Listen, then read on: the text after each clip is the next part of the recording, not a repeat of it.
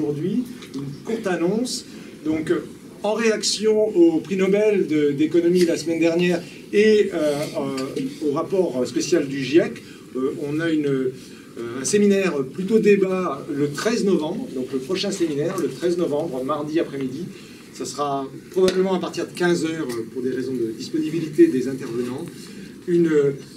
Un débat donc sur l'utilité des modèles développés par William Nordhaus et donc dans cette veine-là, bon, est-ce que les approches, les différentes approches des économistes peuvent s'enrichir. Donc on verra ça donc le 13 novembre pour le prochain séminaire, mardi après-midi à 15h. Et je passe la parole à Juliette et Sophia. Alors bonjour à tous et merci d'être venus aussi nombreux. Aujourd'hui, c'est a priori la dernière conférence d'un cycle sur l'effondrement qui a commencé au mois de mai dernier. La dernière fois, on s'était intéressé à comment la finance peut aider à la transition énergétique et quels étaient les freins. Aujourd'hui, on est plus centré sur la question pourquoi sur la non prise en compte des contraintes physiques dans l'économie. Il va y avoir 3 temps. Un premier où Mathieu Arnoux, historien, va nous exposer comment l'Europe ne s'est pas effondrée suite à la peste noire. Ensuite, il y aura un exposé de Gaël Giraud qui va nous présenter un modèle macroéconomique qui combine à la fois l'impact économique du réchauffement climatique et le rôle central de la dette privée. Et enfin, il y aura une table ronde avec les 2 premiers intervenants, plus 2 intervenants, Nicolas Boulot, mathématicien, je ne sais pas où il est, et Christophe Bouclou, physicien. Et voilà. Ensuite, enfin, il y aura un débat avec la salle. Mathieu, c'est à toi. Donc, tu parles environ, je dirais 40 minutes, c'est ça? Ou 45. À la fin, vous pourrez poser des questions à Mathieu. Des questions uniquement d'ordre technique, puisque les questions plus générales seront reportées à la fin de cette conférence dans le grand débat. Voilà. Merci. Bon, on m'a demandé de parler en tant que l'historien est censé être spécialiste des effondrements, mais on m'a demandé de faire un exercice un peu bizarre, qui est de décrire le non-effondrement, donc quelque chose qui n'est pas arrivé, et d'expliquer pourquoi quelque chose n'est pas arrivé, ce qui est, d'un point de vue historique, extrêmement contestable, parce que à partir du moment où quelque chose n'est historiquement pas arrivé, lui donner une identité en tant que chose non advenue est quelque chose de très contestable. Alors, j'ai mis en exergue un poème légèrement neurasthénique de Victor Hugo, se penchant à la fenêtre de Guernesey, une nuit d'insomnie, et simplement d'abord parce qu'il y avait ce dernier vers dans ce sextet ou sextin, ce cisin, le monde écroulement, que j'ai trouvé sympathique et susceptible de nous introduire à des choses. Deuxième élément, parce que la tempête est écume et la flamme fumée décrit assez bien ce que c'est que le travail de l'historien qui n'a à se mettre sous les yeux le plus souvent que l'écume et la fumée, c'est-à-dire le résidu de quelque chose qui s'est dissipé. Dernière chose, c'est simplement parce que ce que vous avez là est un thème qui va revenir assez régulièrement dans mon intervention.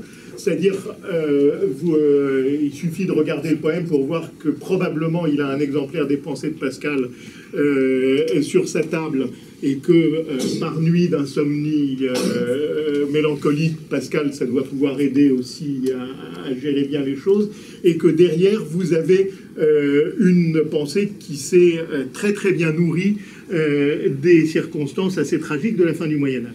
Alors, 2 figures d'abord pour essayer de dire qu'est-ce que voit un historien quand il voit un écroulement.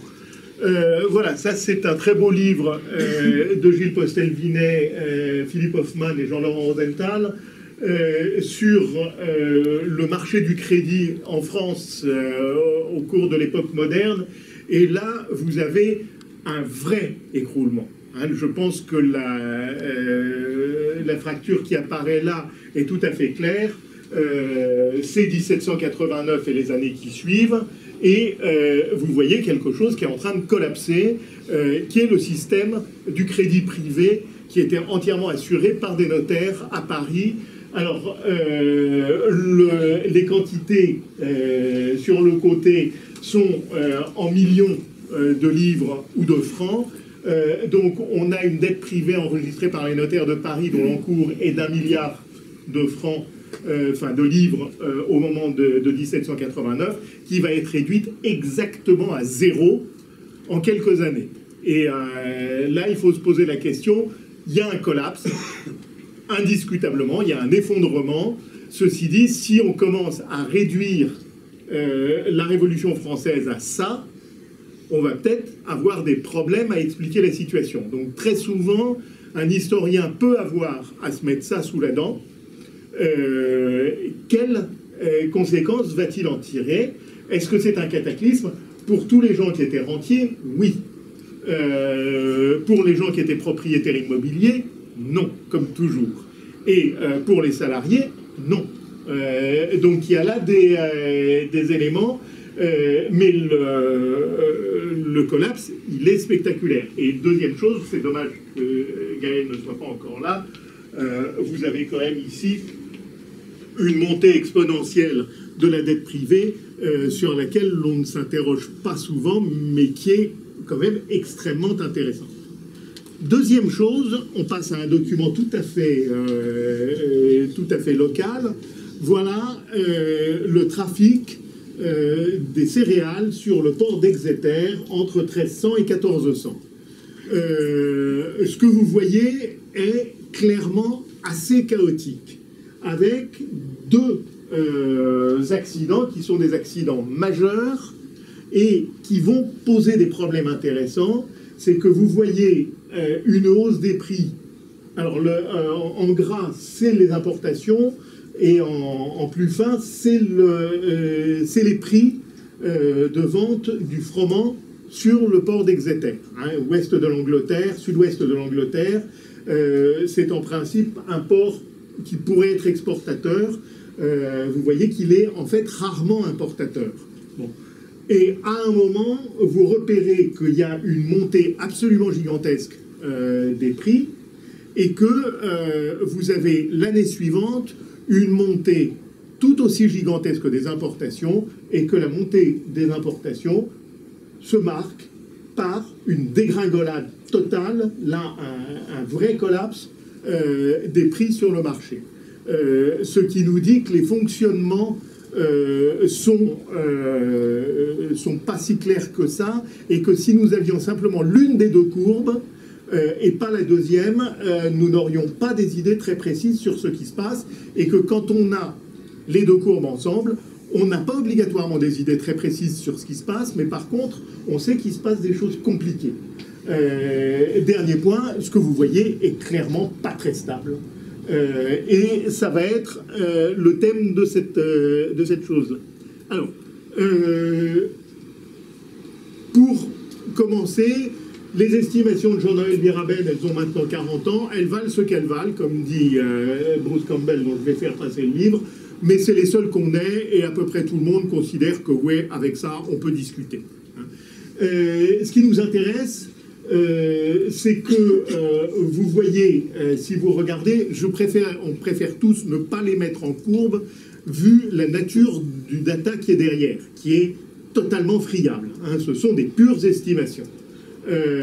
Mais ce que vous voyez, c'est qu'elles sont de plus en plus sérieuses à partir des années 1200-1300, et que là, il y a des accidents qui sont des accidents extraordinairement spectaculaires, et que, en particulier, c'est l'un des points qui va nous intéresser, l'Europe, en 1340 est à 70, en 1400 elle est à 70.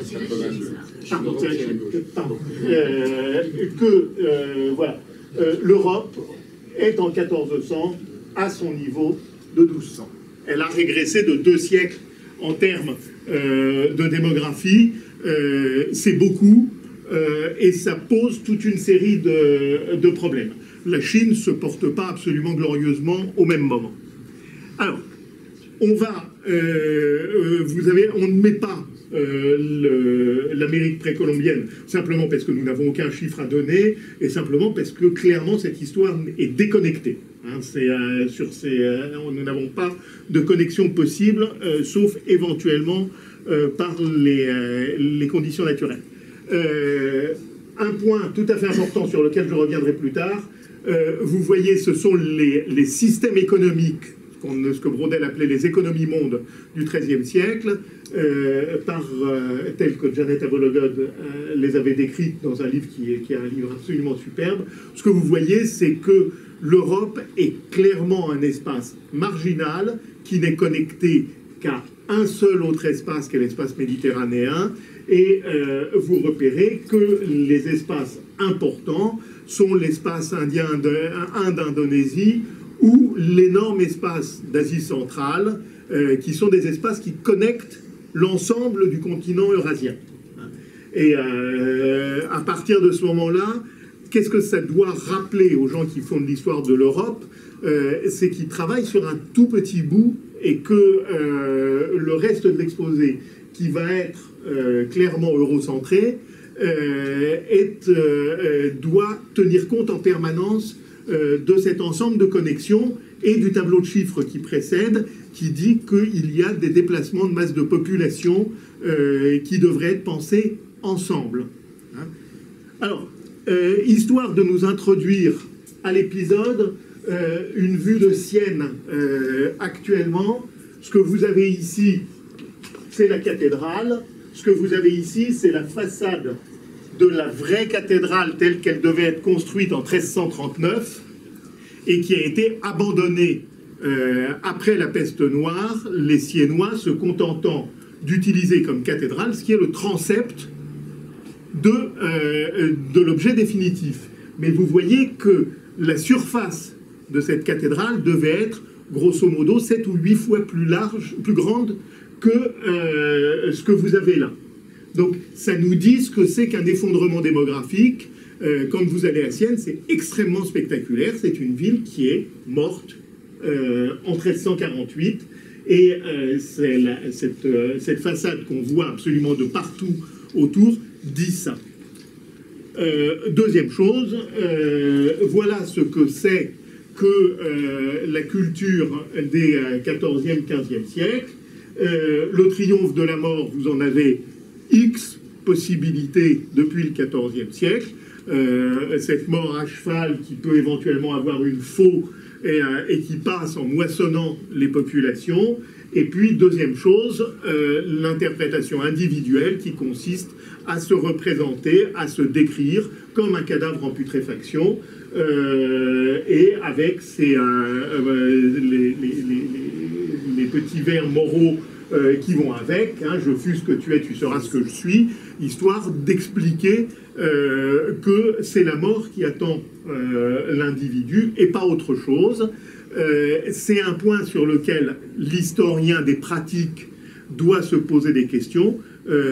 Quand vous avez une foule comme celle-là réunie vers 1360 ou 1420, dans les 5 ans qui suivent, la moitié de l'assistance est passée de vie à trépas. Hein, les anticipations doivent être celles-là. C'est-à-dire qu'à partir du moment où vous savez que les chances de survie à 5 ans ne sont simplement pas calculables, peut-être que vos anticipations économiques posent des problèmes qui sont des problèmes intéressants.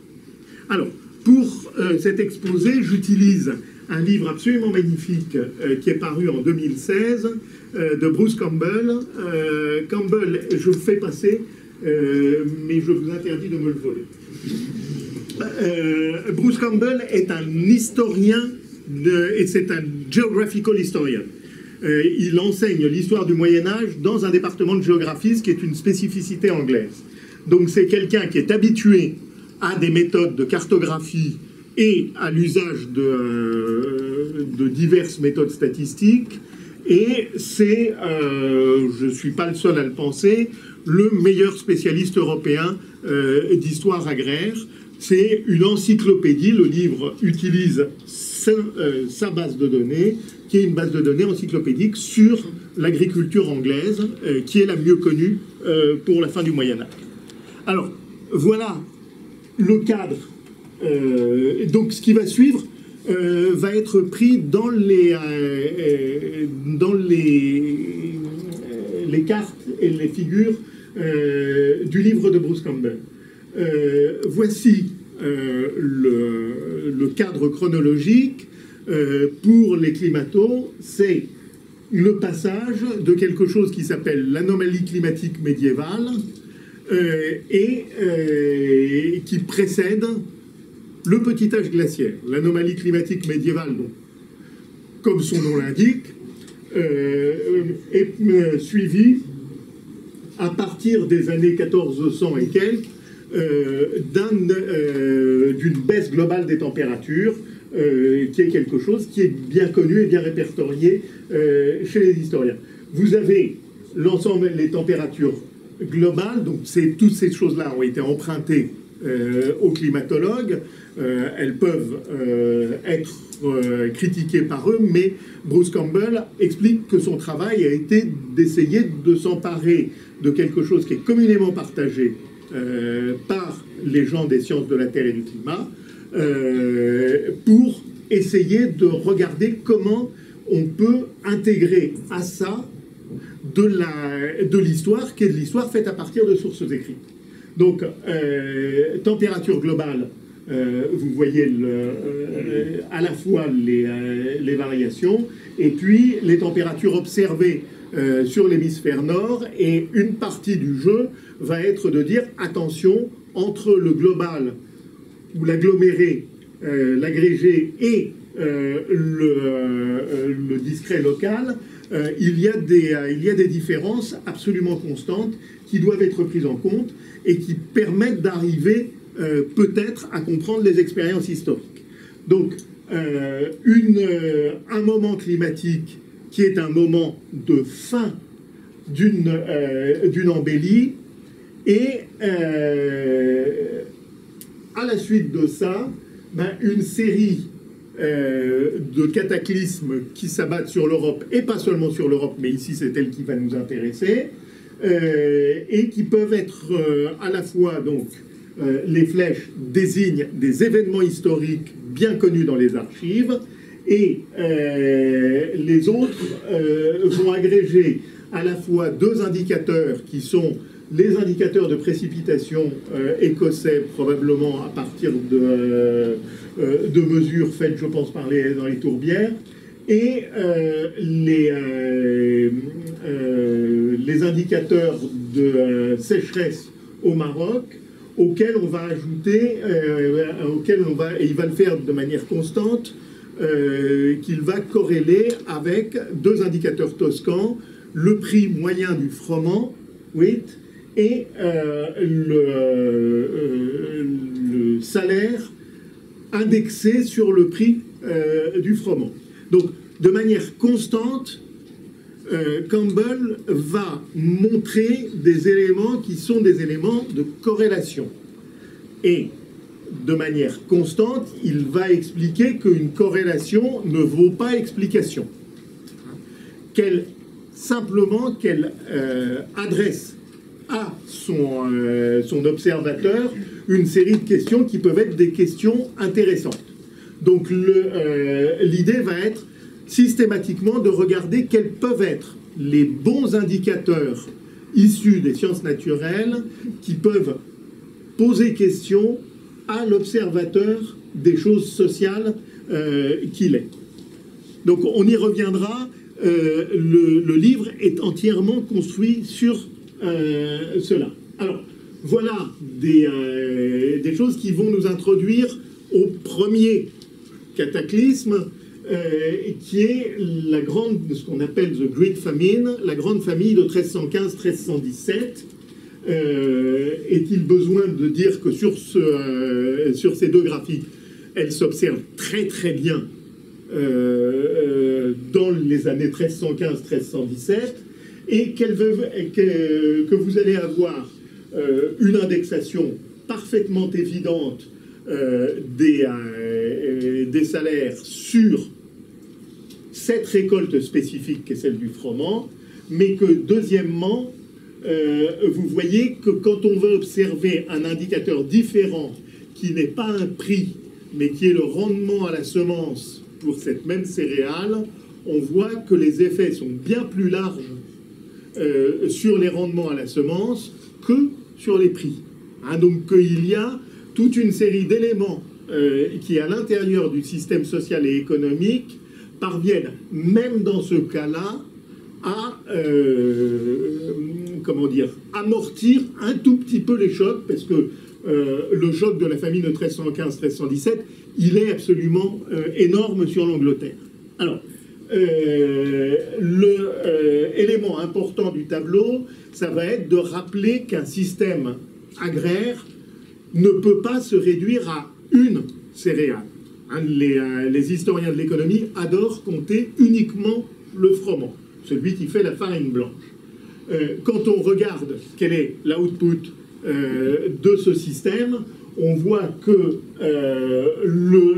c'est en valeur. Hein, donc il faut là-dedans ajouter que en volume, les choses qui ne coûtent pas cher sont probablement beaucoup plus importantes. Et vous voyez que vous avez en valeur un quart de froment, un autre quart qui est composé de seigle, de mesclun, qui est un mélange de seigle et de froment, d'orge, d'un mélange que je ne sais pas définir, qui s'appelle la dragée, et de l'avoine, et que chacune de ces plantes, et même chacun de ces mélanges, va avoir un comportement biologique particulier. Hein, ils ne sont pas tous susceptibles de varier dans les mêmes proportions et de la même manière. Et deuxièmement, que vous avez toute une série de produits animaux dont il faut absolument tenir compte quand il s'agit de s'intéresser au problème des rendements alimentaires. Un point absolument essentiel, et là on rentre dans le discours, quelles sont les assurances à l'intérieur de ces systèmes. Quand on a des variations extraordinairement brutales, donc c'est des rendements à la surface. Il a agrégé, il a des milliers et des milliers de documents qui sont des comptabilités seigneuriales parfaitement comparables, et il a agrégé les éléments de rendement à la surface qu'il possède pour faire des indicateurs. Ces indicateurs sont sur le froment, l'orge et l'avoine. Et ce que vous voyez, c'est que dans le détail, il n'y a absolument pas co-variation de ces productions. De temps en temps, il est clair qu'il se passe à nouveau en 1315-1316, il se passe des choses qui sont des choses pas rassurantes. Mais vous voyez que toutes les céréales n'agissent pas de la même manière et qu'on peut parfaitement se nourrir d'orge et d'avoine.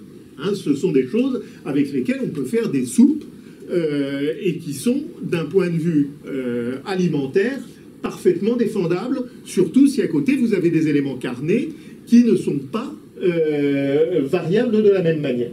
Donc ça, c'est un point très très important. Ça veut dire que selon les lieux et selon les cocktails que concoctent les paysans pour leurs assolements, vous avez des éléments d'assurance qui vont permettre de maintenir un certain niveau de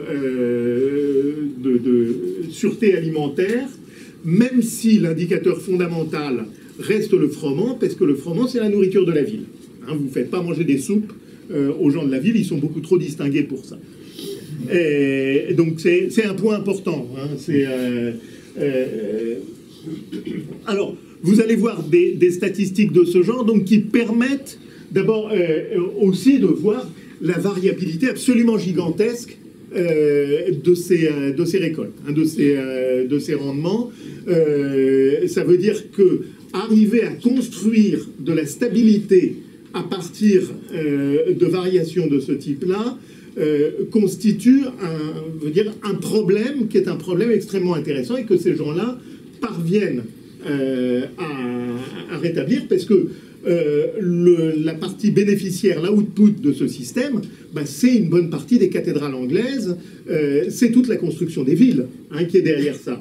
Donc qu'est-ce que ça veut dire? Ça veut dire que ce système, il est bénéficiaire, hein, il donne un surplus à peu près constant. De temps en temps, il y a des accidents catastrophiques, mais ce système, il fonctionne avec une moyenne qui dégage un surplus à la fois pour la campagne et pour la ville, puisque la ville, c'est intégralement le surplus de la campagne. Alors, désastre. Voilà un prieuré pas particulièrement riche, mais il se trouve qu'on a la totalité de sa comptabilité, et dans sa comptabilité, on a tout. On a les chevaux, les cochons, les moutons et les bovins, et on a la possibilité de voir ce qui est en haut, le total du grain semé, le total du grain moissonné. Donc on a des indications extrêmement précises sur un domaine particulier. Ce que vous voyez très bien, c'est l'aspect totalement catastrophique, là on est dans le nord de l'Angleterre, de la grande famine de 1315-1317, et vous voyez apparaître quelque chose qui est beaucoup moins bien renseigné, mais qui est extrêmement important, parce que ça va être un des éléments du paysage, qui est la peste bovine des années 1320. Qu'est-ce que c'est que la peste bovine? C'est un truc absolument ignoble qui fait pourrir les animaux sur pied et qui a des taux, et là sur le très long terme, c'est régulièrement 90% du cheptel qui y passe. Donc ce qu'on voit là, c'est la première... Alors c'est une panzotie, c'est pas une pandémie, mais on la repère en Mongolie en 1288, et elle va aller jusque à l'extrémité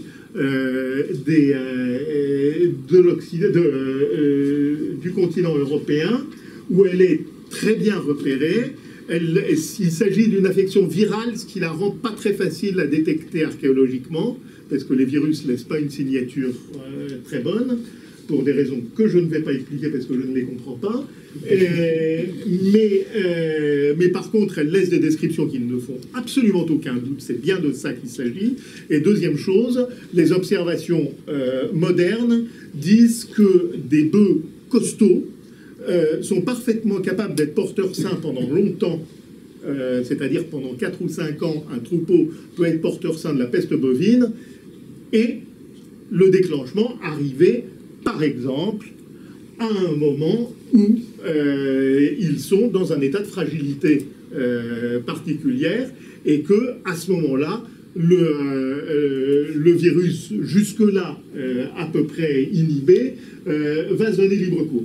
Vous voyez les résultats, hein, c'est-à-dire que vous avez une quasi-annihilation du cheptel bovin, ce qui veut dire, c'est pas seulement de la viande, c'est tout le système agraire qui est en jeu. Hein, on est dans le nord de l'Angleterre, les charrues sont tirées par des bœufs.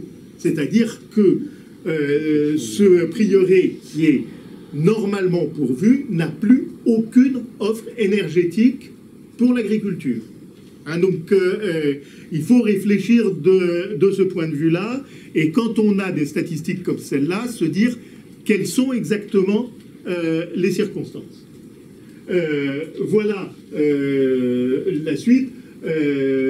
C'est l'agrégation des statistiques sur, en particulier, toutes les abbayes cisterciennes anglaises, où on a des dizaines de milliers d'animaux repérés. Vous voyez ce que c'est que la peste bovine à cet endroit-là, et vous repérez aussi qu'il y a des choses bizarres qui se passent pour un certain nombre d'autres animaux, qui indiquent qu'il y a d'autres accidents qui ne sont pas repérés par les archives, mais qui sont par contre parfaitement observables sur la chose. Alors, on va ajouter par exemple qu'au même moment, le prix de la viande, le prix du fromage, le prix du beurre, etc., s'effondrent simplement parce que les gens ne veulent pas manger de choses dont ils soupçonnent de manière assez justifiée qu'ils sont probablement contaminés. Mais est-ce que les quantités, ce sont des quantités en volume, en masse, ou bien ce sont des prix? Non, ce sont des quantités en masse, en individus, et il les a rapportées à la moyenne. Il a fait une moyenne 1300-1309, et il fait par rapport à cette moyenne à laquelle il donne l'indice 100 que la chose est faite. Régulièrement, c'est comme ça qu'il va procéder. Hein, et éventuellement, l'autre manière de procéder, c'est de regarder la variabilité, qui va lui permettre d'observer des choses. Alors, ça donne... Est-ce que je l'ai fait? Oui. Ça, c'est la suite de ce que vous aviez précédemment. C'est jusqu'en 1320. Voilà ce qui suit. Vous repérez qu'il y a un autre accident extrêmement brutal qui est 1349-1351, c'est la peste. Et ici, vous voyez que la peste a des effets sur les récoltes quand même très nets. Vous repérez que ça se calme absolument pas.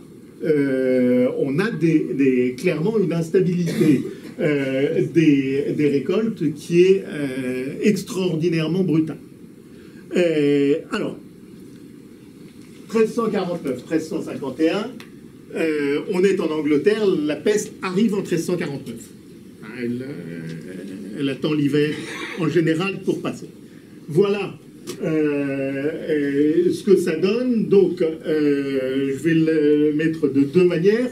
Ça, c'est la littérature historique dont Campbell a fait la synthèse, qui dit que elle est entre 1338 et 1347 dans l'est du continent eurasiatique.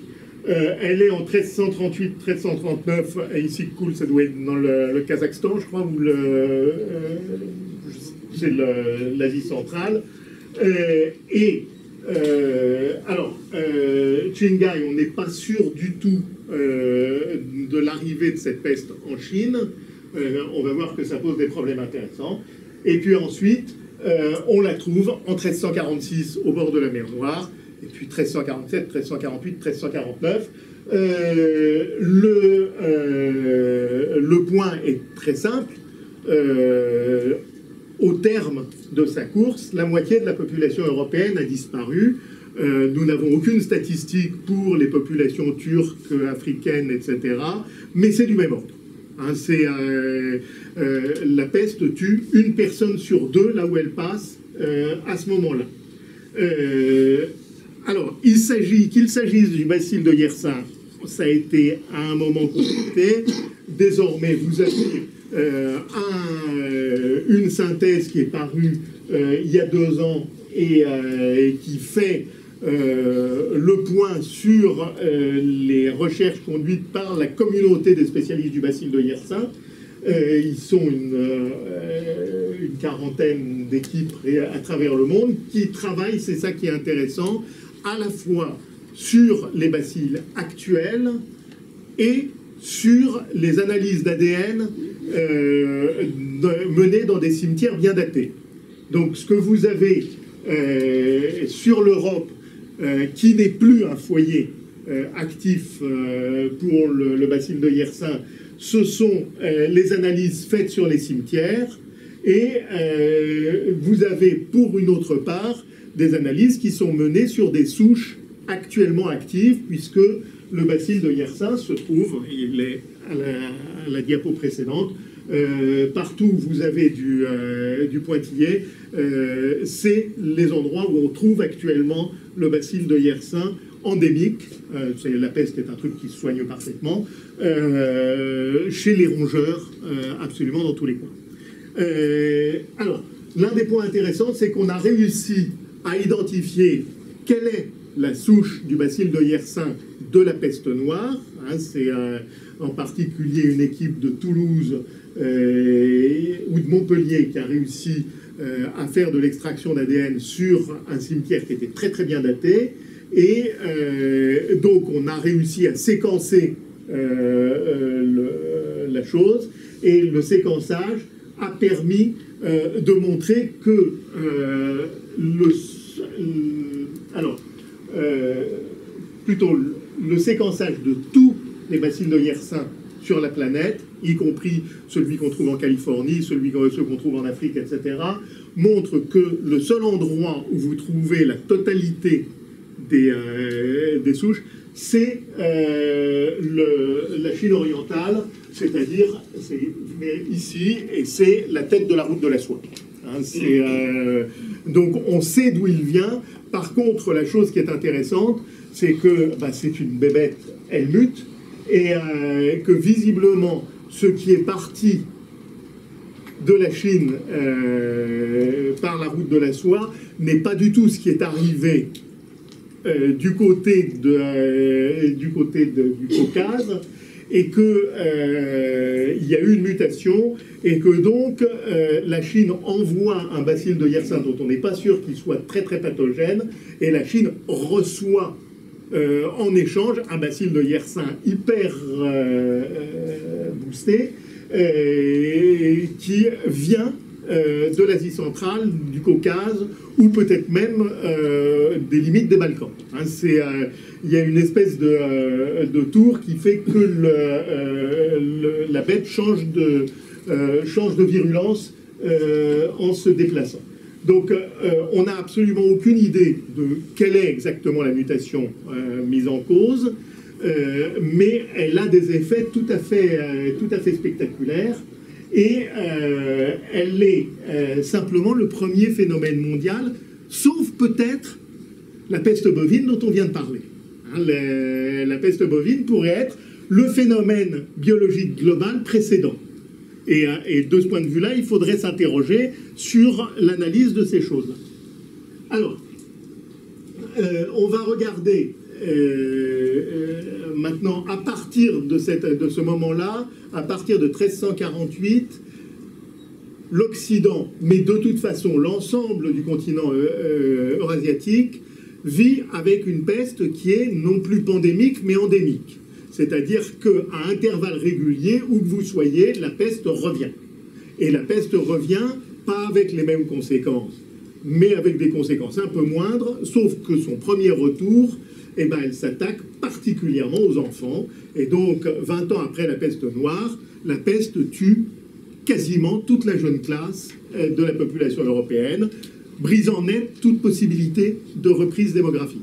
Hein, là, on n'est plus dans l'accident, on est dans quelque chose qui est un changement radical de paradigme. Et à partir de ce moment-là, vous voyez, donc Jean-Daniel Biraben avait fait un compte qui est pour le moment resté le seul sur toutes les mentions dans les chroniques d'épidémie de peste en Europe. Vous voyez que ça revient de manière régulière, et qu'à mesure que ça revient, vous allez avoir des variations qui sont des variations plus ou moins corrélées avec des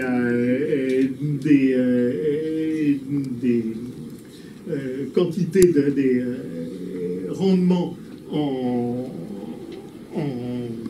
en céréales, et vous allez avoir donc une espèce de séquence qui a quand même comme effet, alors je reviens, qui a quand même comme effet que, selon toutes les estimations, si en 1340, à la veille de la peste, on était à l'indice 100, dans la plupart des régions européennes, en 1440, on est à l'indice 25. C'est-à-dire que c'est une vraie expérience de décroissance. Hein, et que, fondamentalement, dans les années 1480, on continue à être très très bas. On est à un indice 30 ou 40 par rapport à l'indice 100 en 1340. Donc, je crois qu'il faut prendre ça en compte et dire, voilà, on a une expérience qui est une expérience réelle de dégringolade, parce que la dégringolade, elle n'est pas simplement réduite à 1348, elle est poursuivie avec un atterrissage extrêmement problématique. Alors, l'un des intérêts de la recherche de Bruce Campbell est d'avoir aussi systématiquement possible essayé de croiser les événements avec des indicateurs biophysiques bien situés. Et je crois que c'est le premier à montrer clairement, en prenant les instruments des climatos, qu'il y a au minimum une corrélation entre le déchaînement de la peste noire et un accident climatique qui a l'air d'être assez important, mais qui n'a pas été observé par les contemporains, simplement parce qu'ils n'ont pas les moyens de mesurer et de montrer ça. Et vous voyez que de quelque manière que ce soit, c'est-à-dire à la fois, ça c'est les divers indices sur l'ensemble des séries, des grandes séries climatiques. Est-ce que vous avez en dessous, ce sont les indices dendrochronologiques, et ils donnent clairement qu'il se passe quelque chose à ce moment-là. Alors, après, à nouveau, je dirais, c'est aux climatos de dire est-ce que l'opération est légitime de leur point de vue. Je pense qu'il a reçu l'autorisation des gens qu'il a contactés de faire cette agrégation. Ce qui nous intéresse, c'est l'agrégation peste noire, accident climatique. Et donc vous voyez, en voilà un autre qui est simplement des preuves d'accidents temporels qu'il essaye de mettre en rapport avec, à nouveau, vous voyez, la peste noire. J'attire votre attention sur quelque chose qui est un très joli indice, qui est le prix du sel. Le prix du sel est un indicateur de l'humidité dans l'air. Hein, quand l'indice d'hygrométrie augmente, le sel se transforme en saumure et devient invendable. Et à ce moment-là, vous voyez une hausse du prix simplement parce que dans les greniers à sel, au fur et à mesure que l'humidité se prolonge, le sel disparaît purement et simplement du grenier. On ne peut pas vendre de saumure. Hein, c'est pas, le sel, ça se vend sec. Donc, et vous voyez qu'il y a clairement, là aussi, des vraies variations et qui sont des proxys réels sur un truc qu'on a habituellement pas beaucoup de moyens de repérer, qui sont humidité et variation climatique. Le dernier qui est intéressant, c'est simplement, il a agrégé pour toutes les séries qu'il avait le degré de variabilité. Et ce que vous voyez, c'est que dans les années, alors qu'il y avait des années qui étaient avec une faible variabilité, c'est-à-dire qu'un système peut se tenir avec une certaine capacité de prévision, la peste noire arrive à un moment où la variabilité de l'ensemble des phénomènes devient maximum, c'est-à-dire où le temps est clairement imprévisible. Je pense que c'est l'une des choses auxquelles il faut dont il faut se souvenir maintenant. Dernier point, parce que celui-là est bien connu et il est mignon comme tout, c'est l'agrégation de toutes les séries publiées de testaments passés chez les notaires en Europe, et plus on en ajoute, plus c'est comme ça, c'est-à-dire que vous avez une indexation totale du nombre de testaments sur la présence le nombre de mentions d'épidémies de peste la même année. Hein, donc là, vous voyez qu'on a affaire à quelque chose qui va connecter clairement deux types d'expériences. Alors, j'ai accumulé, vous voyez bien, si vous avez juste eu le temps de feuilleter le livre, vous voyez bien qu'on peut accumuler des choses qui sont des choses factuelles. Et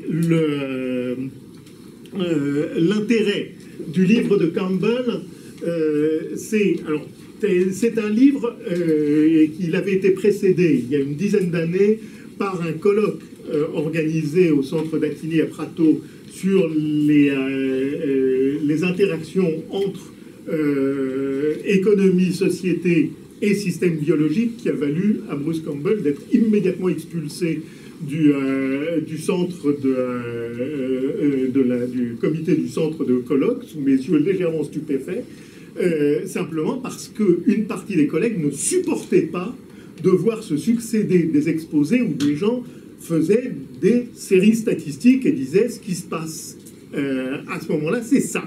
Hein.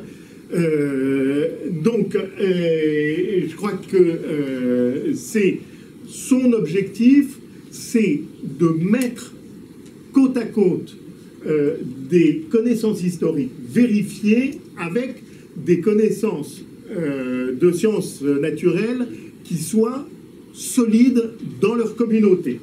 Et les collègues, une partie des collègues, ça je peux en témoigner, accusent ce livre d'être un livre déterministe, et nous avons été un certain nombre à le défendre en disant c'est un livre qui parle des déterminations.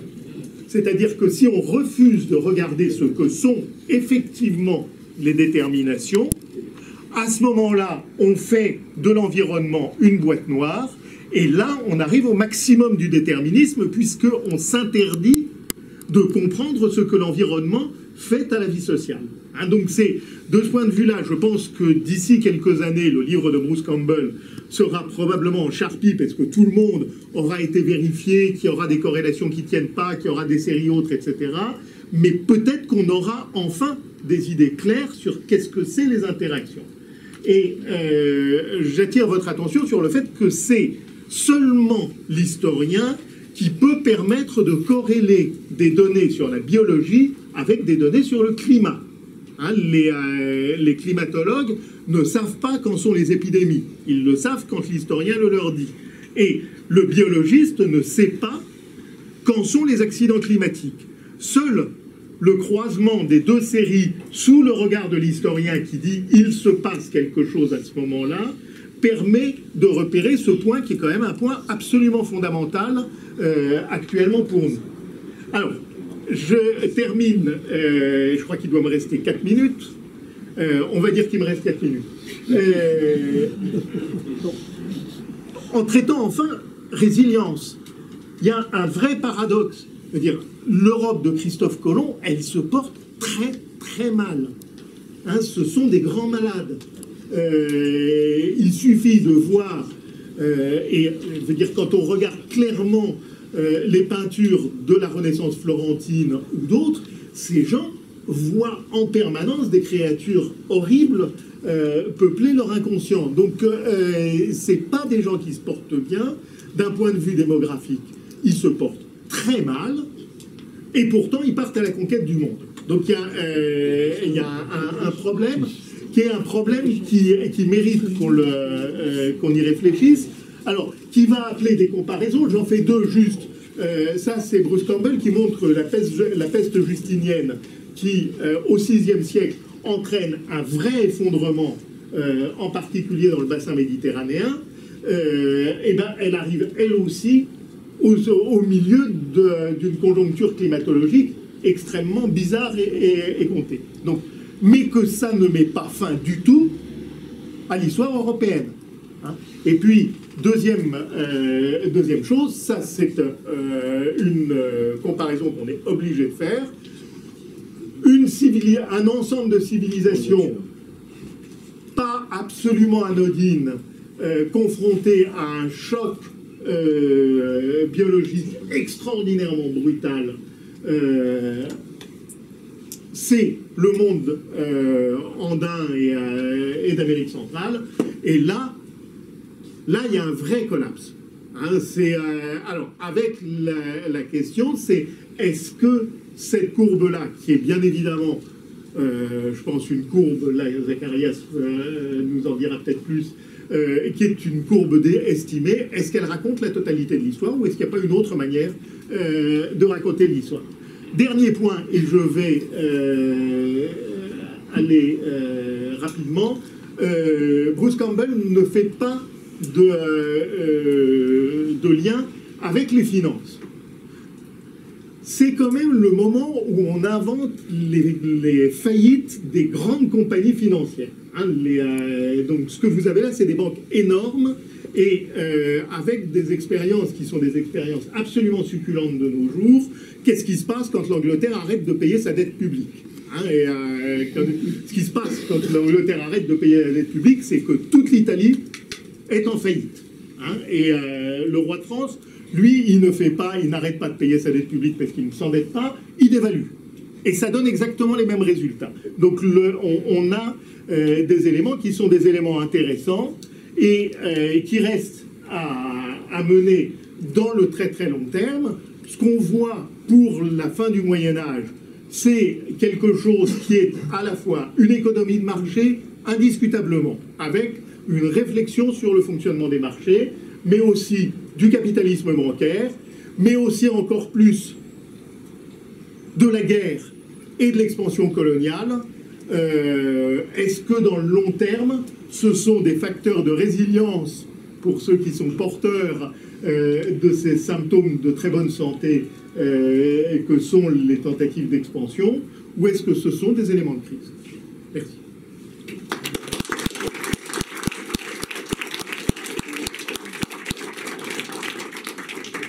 Alors, est-ce que quelqu'un a une question technique très précise à faire sur l'exposé de Mathieu? Oui, la démonstration qu'il n'y a pas eu d'effondrement. C'est ça. Alors, il n'y a pas eu d'effondrement. Tu en as vu un? On a vu les catastrophes, mais on n'a pas vu la résilience. Bah, la résilience, c'est que ça continue. C'est que ça continue et que ça repart.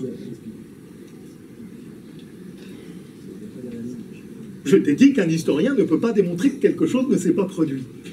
C'est pas, tu peux pas me demander ça. J'ai juste un détail technique sur la carte des systèmes économiques. Oui. Il n'y avait rien concernant l'Afrique du Nord-Est.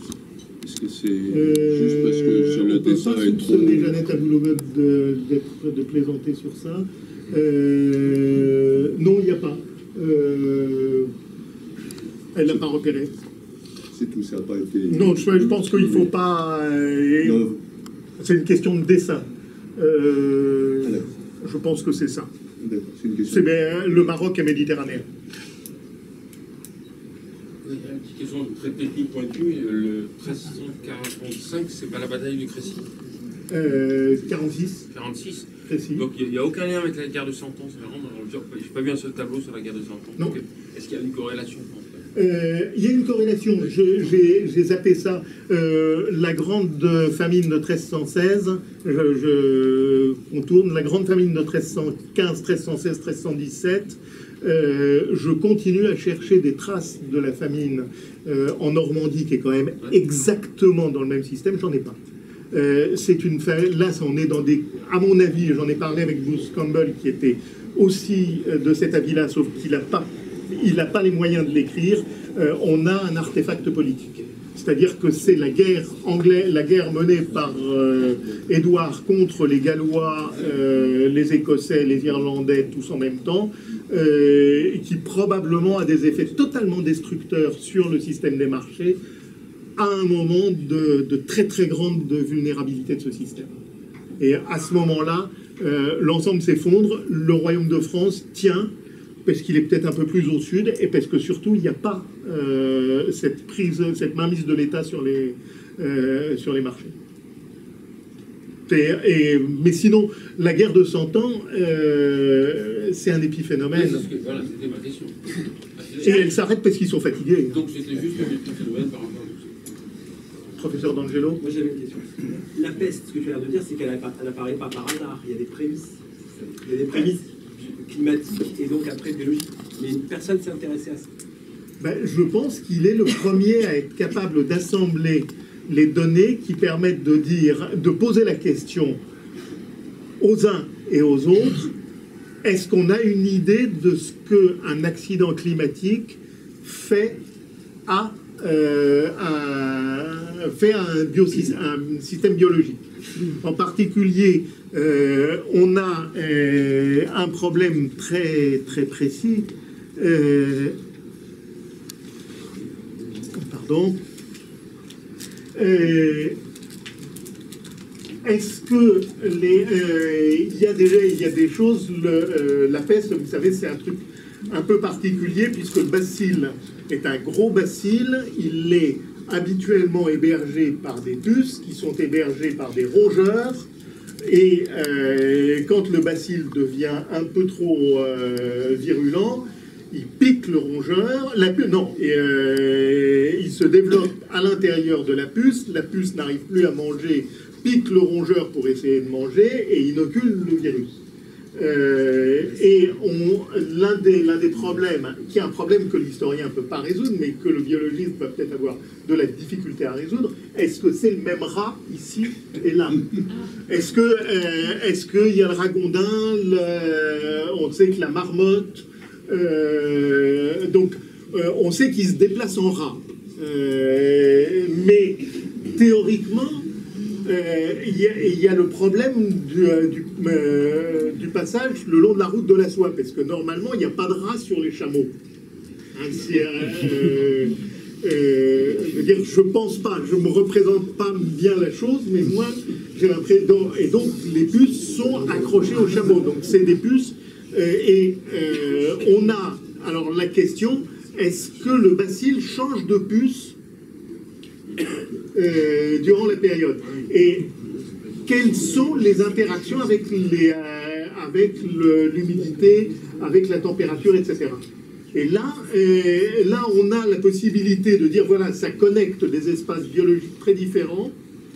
Est-ce que c'est la déstabilisation des systèmes à l'intérieur de ces espaces qui est à l'origine de la diffusion du truc? Mais quand on voit la peste bovine avant la peste noire et puis juste après la peste noire, vous avez alors un truc qui s'appelle murrain, qui est une épizootie sur les moutons, on ne sait pas laquelle. Est-ce que c'est une pré-tremblante? Est-ce que c'est quelque chose comme ça? Il est visible qu'il y a des événements biologiques globaux qui n'arrivent pas par hasard. Je veux dire, ça, je crois qu'on le sait maintenant pour le sida, on le sait pour d'autres. Il y a un moment où les circonstances ouvrent aux micro-organismes un couloir dans lequel ils s'engouffrent. Jacques, une dernière question? Non, c'est la même question. Bon, j'espère. Dans ton exposé, tu utilises trois termes: écroulement, effondrement, collapse. Alors je laisse tomber collapse. Par contre, est-ce qu'il n'y a pas lieu peut-être de faire une distinction un peu plus prononcée entre écroulement et effondrement, précisément pour essayer dans la question des déterminants, de prendre en compte ce qui est du ressort des dynamiques internes d'un système et de l'autre côté, ce qui pousse le système à une situation de collapse. Alors il va falloir une réunion de vocabulaire. Non, mais je pense que c'est non, tu as raison. Parce qu'il y a des dynamiques économiques internes à un système qui peuvent provoquer un effondrement. Et on peut avoir des sociétés, les sociétés sur lesquelles je travaille moi, qui sont poussées à des situations d'effondrement forcées. Et donc, effectivement, je pense que là, il y a des distinctions sémantiques qui ne sont pas que sémantiques, peut-être. Non, mais je crois l'exposé est simplement pour attirer l'attention sur un livre que les historiens ne vont pas lire, donc j'espère que les autres vont le lire, et qui pose des questions, qui offre une espèce de foisonnement de questions sur lesquelles il faudrait répondre. Une dernière question? Parce que mon livre de Campbell, je pense qu'il parle très peu d'un système de résilience qui s'appelle le stockage, qui existe depuis 11 000 ans, qu'on a évoqué dans plusieurs réunions ici. Est-ce que tu pourrais dire quelques mots sur l'ampleur que tu vois? Est-ce qu'on stocke une année? Est-ce qu'on stocke 3 ans?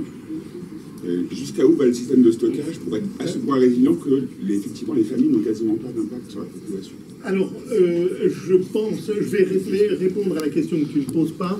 Je pense que ce qui se passe en Angleterre en 1315, c'est que le roi a vidé les stocks. Et que là, d'un seul coup, face à quelque chose qui, de toute façon, aurait été extrêmement difficile à passer, là, ils n'ont aucun moyen de... D'où le fait que, par contre, de l'autre côté, la Normandie a ses stocks et parvient à passer. Hein, le seul indice qu'on ait de la crise en Normandie, c'est l'envolée du prix du sel. C'est la seule chose que remarque une des chroniques. Donc, il doit y avoir quelque chose d'un peu compliqué, mais pas du tout de la même ampleur. Donc oui, je pense qu'il y a ça, mais je crois que c'est ça qui est intéressant, c'est plus on va creuser les interactions avec les systèmes naturels, plus la politique devient importante. Hein, je crois que c'est, pour moi, c'est la leçon de ce bouquin. C'est de temps en temps, il y a une météorite qui s'effondre sur une ville, et là, il n'y a pas grand-chose à faire, mais c'est pas obligatoirement le cas. Et ce qui montre que la politique joue un rôle là-dedans. Alors la dernière des dernières. Qu'est-ce que tu entends par elle se porte mal quand tu dis que l'Europe de la fin du 15e, se portait mal? Moi, tous les documents que j'ai, c'est vraiment... D'abord, c'est une Europe où il faut se souvenir hein, que jusqu'en 1630, la peste revient tous les 15-20 ans.